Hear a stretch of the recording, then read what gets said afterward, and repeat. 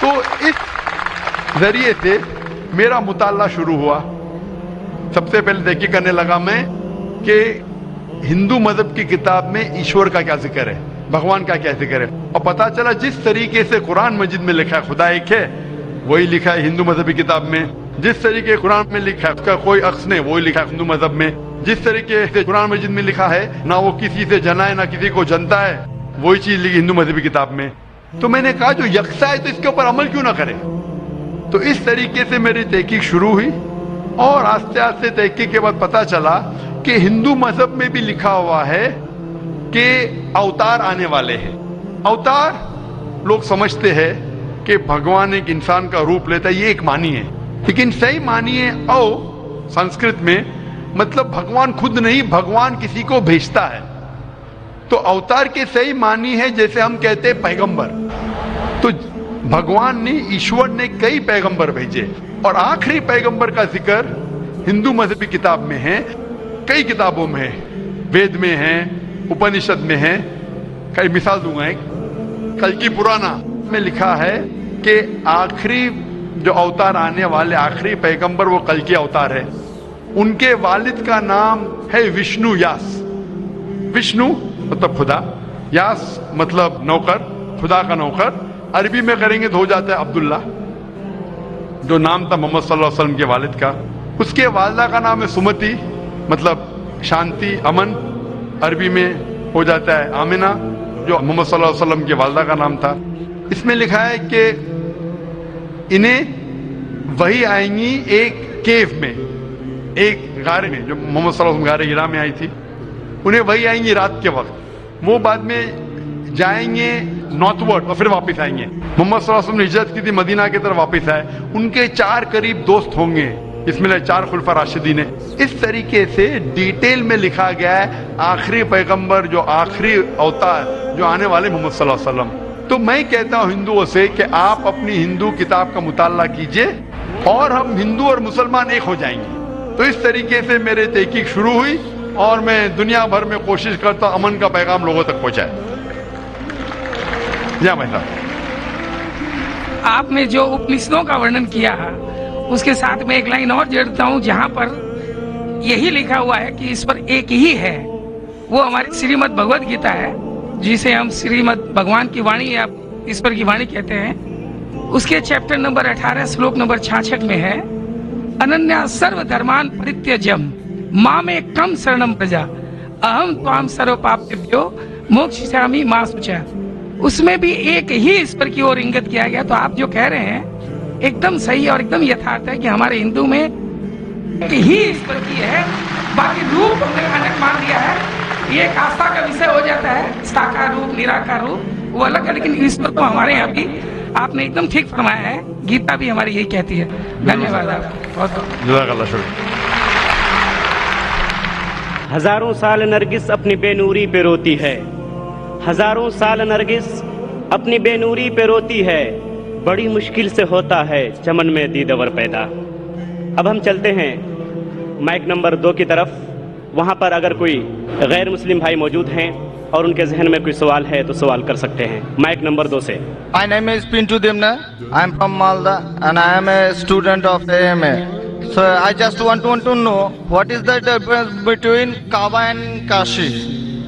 Will you explain me as your kind? بھائی صاحب نے سوال کیا ہے کہ کعبہ اور کاشی میں فرق کیا ہے. کعبہ اور کاشی میں فرق کیا ہے. کعبہ قرآن مجید میں اللہ سبحانہ وتعالیٰ فرماتے سورہ ال عمران میں سورہ نمبر 3 کہ کعبہ اللہ سبحانہ وتعالیٰ کا سب سے پہلا گھر جسے کہا گیا مکہ. اور اللہ تعالیٰ فرماتے سورہ بقرہ میں سورہ نمبر 2 آیت نمبر 144 میں کہ آپ جدھر بھی ہو کعبہ کی طرف منہ کرو, مسجد حرم کی طرف منہ کرو اور آپ نماز پڑھو.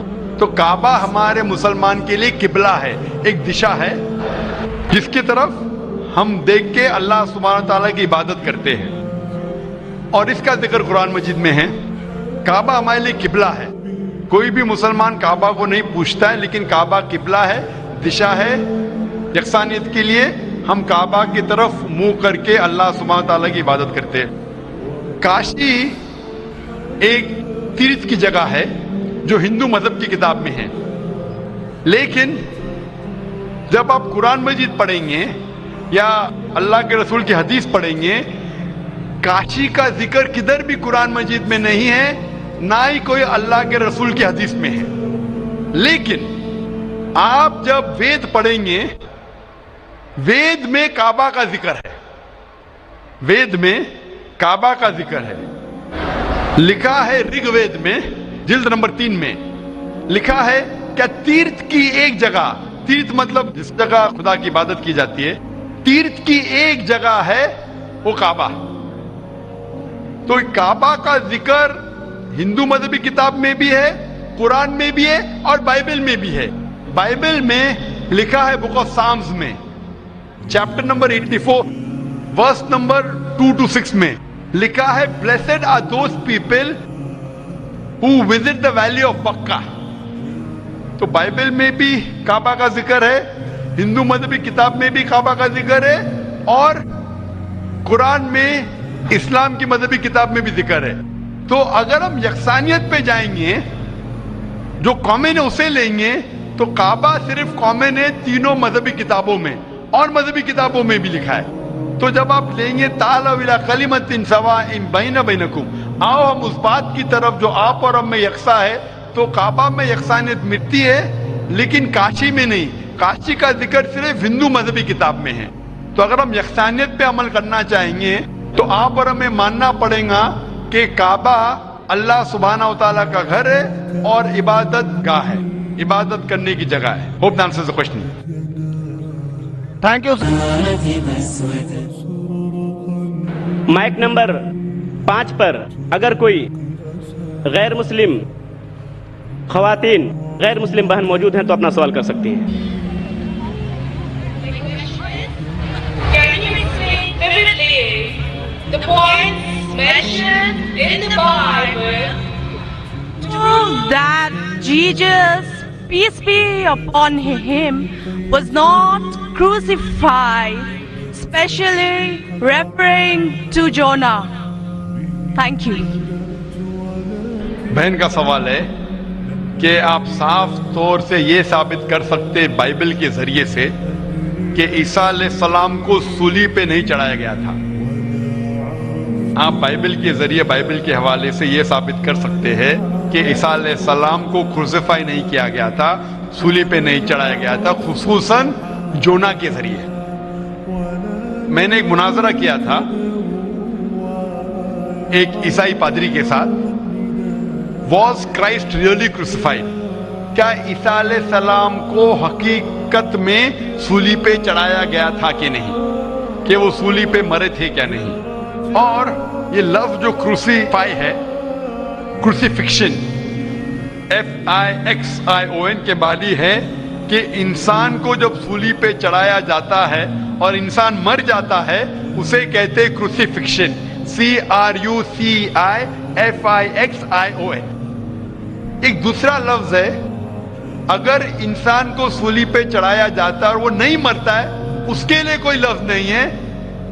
सो एक लफ्ज जो हम कह सकते हैं क्रूसीफिक्शन, CRUCIFICTION,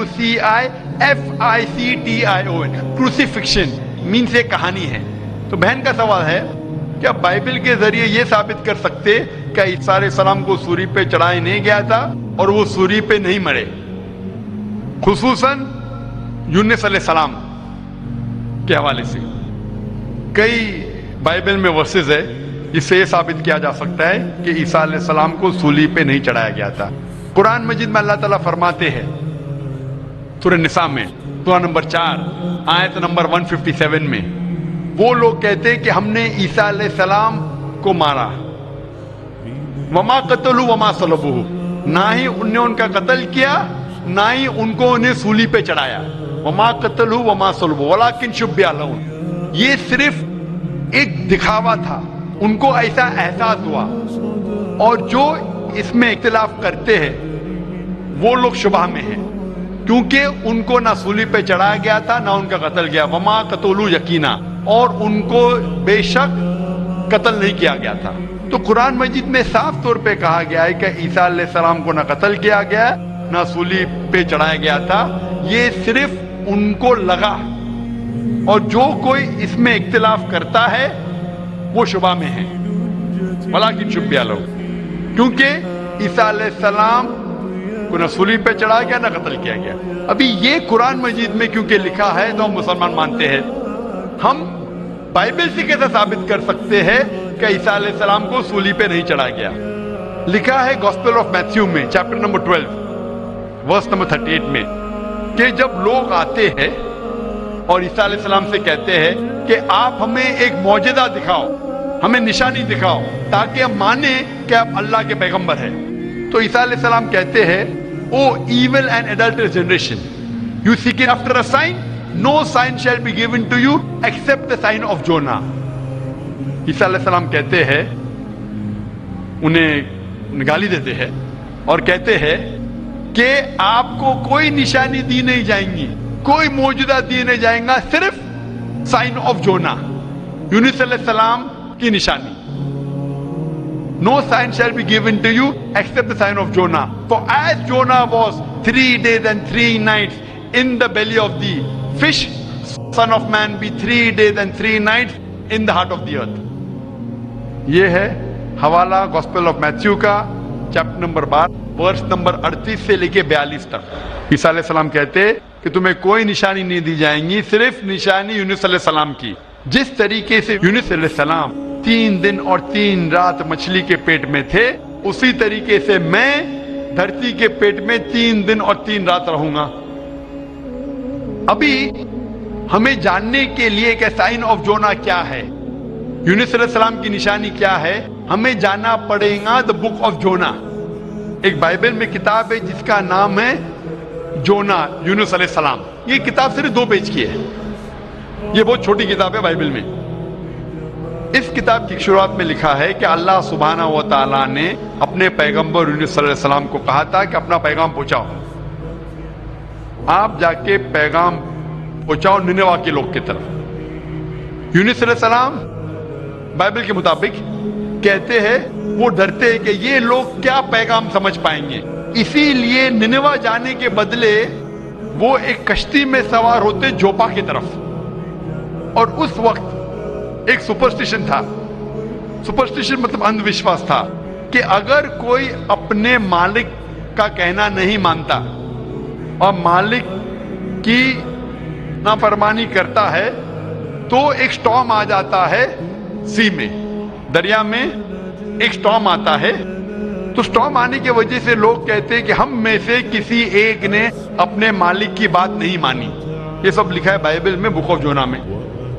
یونس علیہ السلام کیونکہ اللہ سبحانہ تعالیٰ کے پیغمبر تھے, بائبل میں لکھا ہے کہ انہوں نے بات مان لی اور کہا کہ میں اپنی مالک کا کہنا نہیں مان رہا ہوں اور نینوا کے بدلے جوپا جا رہا ہوں, تو میری وجہ سے یہ سٹارم آیا. سٹارم کو کیا کہیں گے دریا میں؟ سٹارم, طوفان. طوفان, یہ طوفان دریا میں کیوں آ رہا ہے؟ یہ طوفان یونس السلام کہتے کہ میری وجہ سے آ رہا ہے, کیونکہ میں میری مالک کی بات نہیں مان رہا ہوں. اور اس وقت یہ اندھ وشواس تھا, سپرسٹیشن تھا کہ جو مالک کی بات نہیں مانے گا اس کو دریا میں پھینکیں گے تو طوفان ختم ہو جائے گا. تو یونس علیہ السلام کہتے کہ میری غلطی ہے, مجھے پھینکو.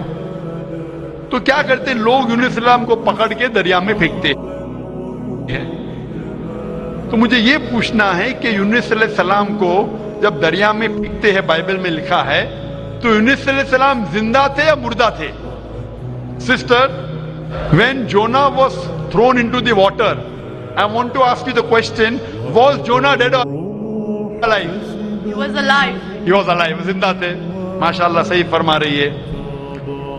طوفان اتنا زور کا آ رہا تھا, طوفان میں اگر ایک زندہ انسان کو ڈالتے ہیں, وہ طوفان میں دریا میں انسان مرنا چاہیے, لیکن یونس علیہ السلام مرے یا زندہ تھے؟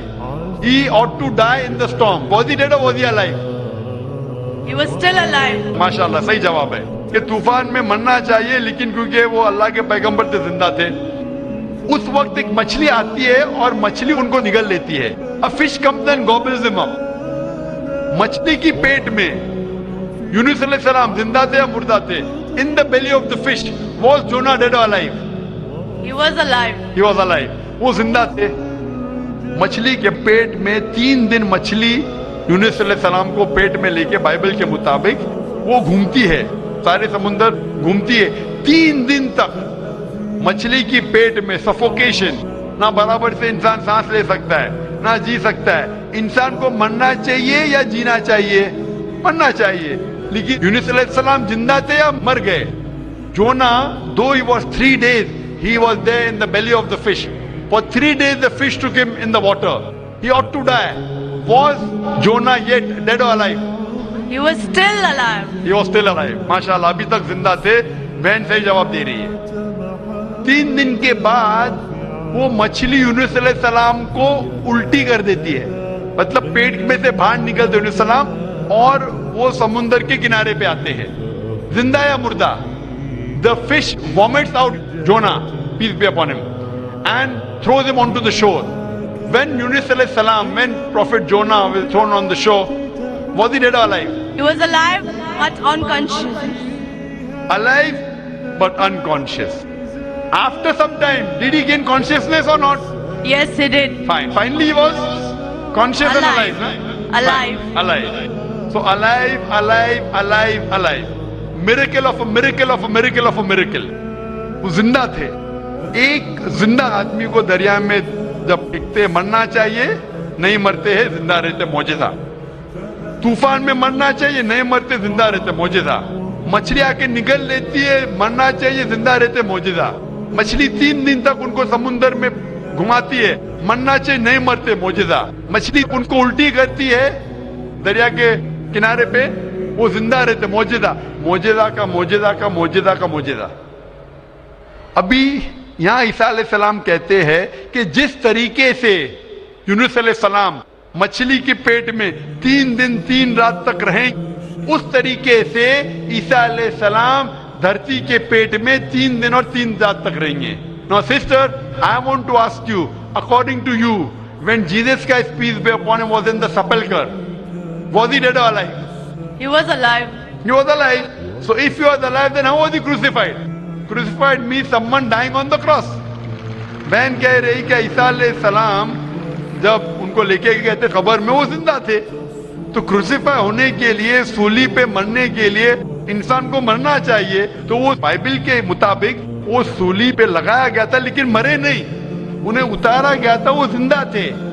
और जब कब्र में लेके गए थे सेपल्कर, उस टाइम बहुत लंबी चौड़ी कब्र होती थी, बोगदा होता था, बड़ा बोगदा होता था जिसके अंदर इंसान खड़ा भी हो सकता था. 3 दिन और 3 रात तक ईसा अलैहिस्सलाम फरमाते कि जिस तरीके से यूनुस अलैहिस्सलाम 3 दिन और 3 रात मछली के पेट में रहे, उसी तरीके से मैं 3 दिन और 3 रात धरती के पेट में रहूंगा. उसका मतलब ईसा अलैहिस्सलाम जिंदा थे. अगर जिंदा थे तो सूली पे नहीं मरे हो. तो इसीलिए बाइबल के जरिए एक तरीका है साबित करने के लिए कि ईसा अलैहिस्सलाम सूली पे नहीं मरे, वो जिंदा थे. और कुरान मजीद की बात सही है कि वमा कतलू वमा सलबू, ना वो सूली पे मरे ना उनका कत्ल किया है. ये सिर्फ एक शक और शुबा है. Hope that answers the question sister. Thank you. Sister, I would like to ask you that now do you believe that Jesus Christ, peace be upon him, did not die on the cross? I do believe, but I just wanted to prove my friends or my colleagues as to Jesus Christ was not crucified according to their own version, that is Bible. What's your name, sister? What's your name, sister? I am Sahadia Naz and I'm a teacher by profession. You are a Muslim. Yes, I am. MashaAllah. Okay, anyway, hope you have satisfied your friend. Yes, I am. But we request that the non-Muslim should be given the first chance to ask the question. Okay, thank you. Mic number 1 से गैर मुस्लिम भाई है तो वो अपना सवाल कर सकते हैं. जय जिनेन आदाब. मेरा नाम अरुण कुमार जैन है, मुर्शिदाबाद औरंगाबाद से आए हैं. मेरा क्वेश्चन है, जो नया मस्जिद बन रहा है और कब्रिस्तान है और ईदगाह है, उसमें मेरा मन हुआ है जो हम इसमें जमीन या पैसा रुपया दें, मेरा मन चाहता है. लेकिन उन लोग बोलते हैं कि हम लोग गैर मुसलमान से कोई चीज़ नहीं लेते हैं. क्यों? इस्लाम में लिखा हुआ है आदमी आदमी को प्यार